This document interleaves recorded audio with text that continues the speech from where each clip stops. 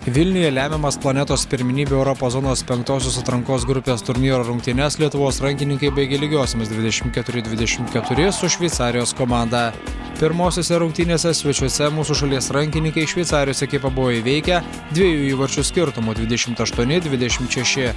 Surinkę 6 taškus Lietuvos rankininkai užėmė pirmą vietą grupėje ir pateko į 2013 metų pasaulio čempionato atkrintamąsias varžybas. Varžybos buvo nepaprastai įtemptos, ypač antras kėlinys. Pirmą kėlinį nesužaidėm taip kaip tikėjomės, kaip planavom.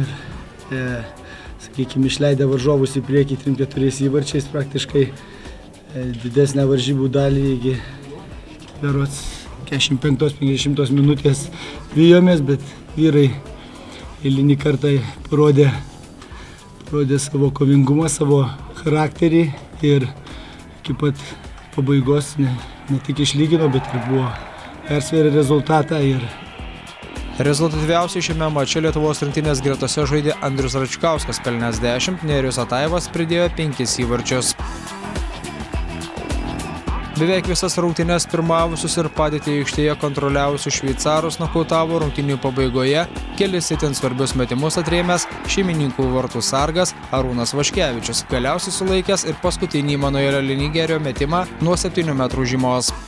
Tikiuosi, kad paskutinės rungtynių minutės ypač turėjo patikti žiūrovams, nes buvo daug emocijų, buvo gražių momentų, ne viskas buvo mūsų naudai, bet paskutiniam epizode Dievas buvo mūsų pusėje. Mes turim savo palankų rezultatą ir džiaugiamės patekimu į kitą etapą.